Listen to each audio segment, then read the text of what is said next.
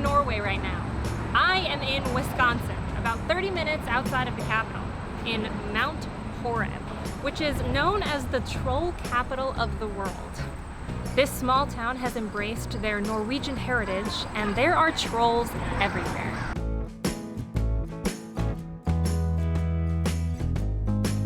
There are more than 30 trolls all around town, and you'll see them everywhere. In front of various establishments, from dentists to fast food. You'll see that Scandinavian theme on various buildings, street signs, and shops. They even have this map showing you where the trolls are located so you can go and find them all. You gotta catch them all. That's a Pokemon joke.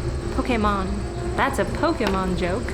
Scandinavian influence can be found all across the Midwest thanks to an influx of Scandinavian immigrants beginning in the 1800s. But Mount Horeb's troll story goes a little bit beyond that. Strangely enough, this all began with one Scandinavian gift shop called Open House Imports that sold trolls. In the 1970s, they began placing trolls outside the shop to get the attention of passers-by and entice them to come inside. Eventually, the trolls became a beloved feature to locals and tourists alike. Truckers going along Highway 18151 would recognize the area based on the visual of trolls dotting the street.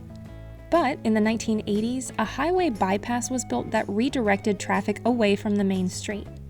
Worried that this would have a negative economic impact on the town, a concerted marketing effort was made to boost the troll theme to bring in more visitors.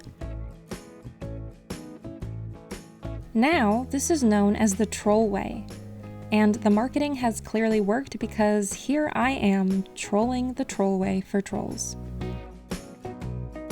There's actually more than one type of troll in Norwegian folklore. Sometimes they are these giant evil creatures that live in the mountains, and sometimes they're these tiny mischievous creatures, and I think that that's more what these are. Around town, they are meant to be protecting Mount Horeb's people and hidden gems.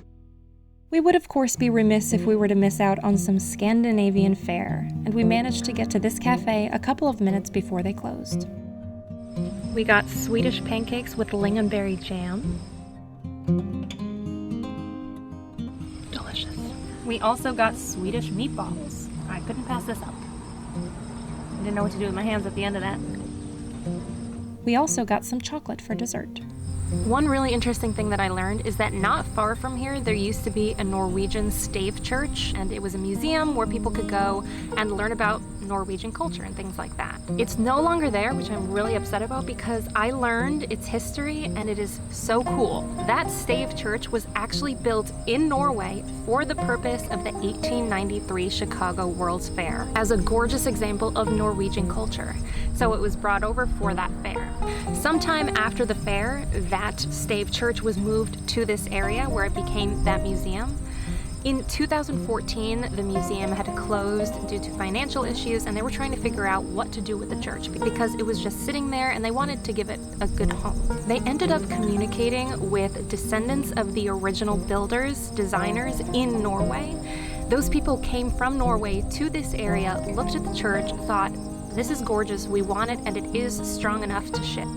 So what they ended up doing was taking it apart, shipping it to Norway, back to the original town where it was built, and that is where it is today. So they got it back, so it is back home.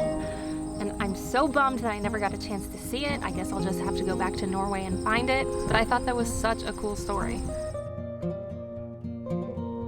All in all, visiting Mount Horeb makes for a cute day out, and I thank you for exploring with me. The trolls thank you too. If you guys enjoyed this video, please give it a thumbs up, hit subscribe if you haven't already, and I will see you next time.